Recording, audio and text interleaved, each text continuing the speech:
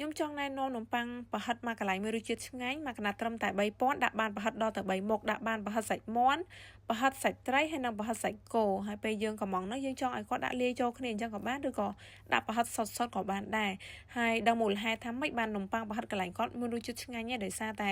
ប្រហិតគឺធ្វើនៅក្នុងស្រុក100%ប្រហិតបោះខ្មែរផលិតនៅក្នុងស្រុកអត់មាននាំចូលនាំចេញមកពីណាទេគឺបោះខ្មែរសុទ្ធ100%តែម្ដងហើយគាត់ធ្វើអនាម័យល្អស្អាតធ្វើឲ្យយើងនឹងចង់ញ៉ាំមកការ៉ុតទៀតអញ្ចឹងណាហើយសម្រាប់ប្រហិតពេលដែលភ្ញៀវកំងបើគាត់ជៀនថ្មីអត់មានជៀនទុកឲ្យភ្ញៀវទេគឺទិញភ្លាមបានក្តៅភ្លាមតែម្ដងទឹកជ្រលក់វិញគាត់ធ្វើខ្លួនឯង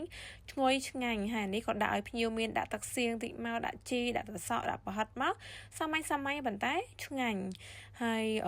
កន្លែងគាត់មិនមែនមានតែនំប៉័ងប្រហិតទេដូចជាមានលក់ប៉ាតេដែរអញ្ចឹងណាបើសិនជាយើងចង់ទិញប៉ាតេជៀនញ៉ាំអីនៅផ្ទះអាចកំងពីគាត់បានគាត់លក់តម្លៃធូរថ្លៃដូចជាម្ដុំមាន12000 អីចឹងតាម